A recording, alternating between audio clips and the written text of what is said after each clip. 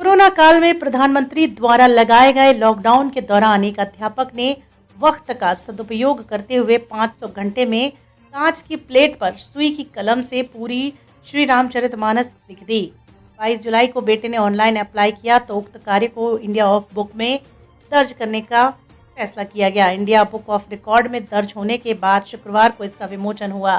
बेटे ने किया अप्लाई। 17 अप्रैल को श्री रामचरितमानस का अंतिम दोहा तथा आरती लिख दी गई, जिसके बाद बेटे हर्षल ने online India book of record के लिए अप्लाई कर दिया तो उधर से समस्त कागजात मांगे गए। कॉलेज के विभागाध्यक्ष भी उसके विषय में कुछ कागजात मांग रहे थे। वहीं कांच पर रामचरितमानस लिखने वाले अजय मित्तल बताते हैं कि 22 जुलाई को इंडिया बुक ऑफ रिकॉर्ड में शामिल होने का सर्टिफिकेट मिला।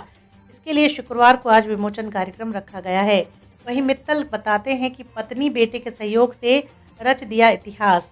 जनपद के लिए ये अत्यंत गौरव का विषय है। उन्होंने बताया कि उन्हें कांच की प्लेट पर श्री रामचरितमानस को लिखने में करीब 500 घंटे का वक्त लगा। एक छोटी सी कांच की प्लेट पर उन्होंने पूरी रामचरितमानस लिख दी। इसके लिए उनकी पत्नी रश्मि मित्तल तथा बेटा हर्षल का अधिक सहयोग रहा।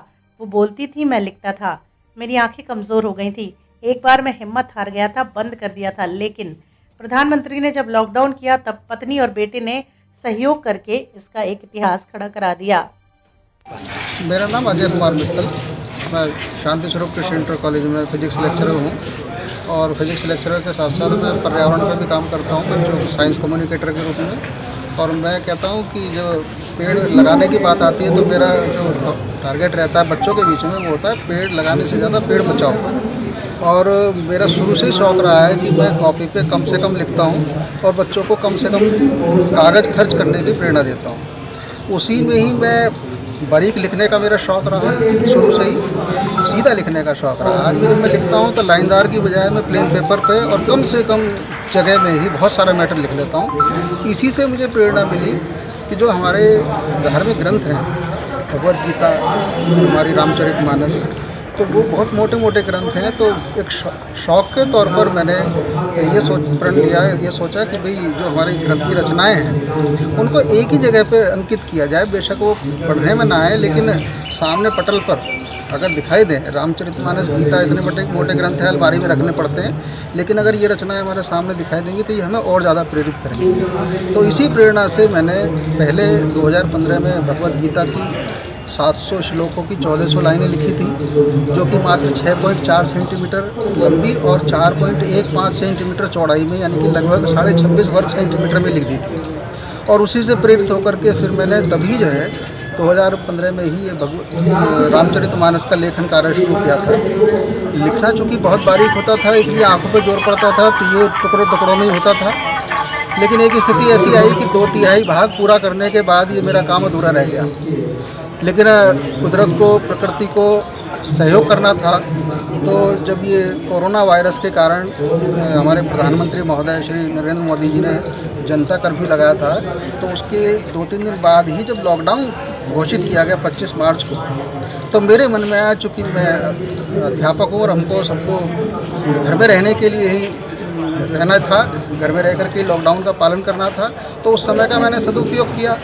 और सदुपयोग ये किया कि फिर मैंने यानी 27 मार्च से इसको लिखना शुरू किया 5:30 से, और 5:30 बजे शुरू की पहली लाइन लिखी। जो बचा हुआ कार्य 1/3 था उसको पूरा करने के लिए, और ये करते करते मैंने 17 अप्रैल को रात को 11 बजे मेरा जो है ये काम पूरा हुआ।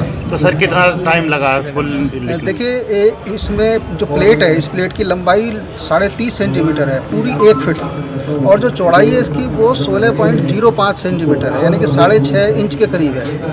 और इसमें 300 पंक्तियाँ हैं, और एक पंक्ति लिखने में ही उसमें करीब 30 दोहे, सौठे, चौपाई आदि आती थी।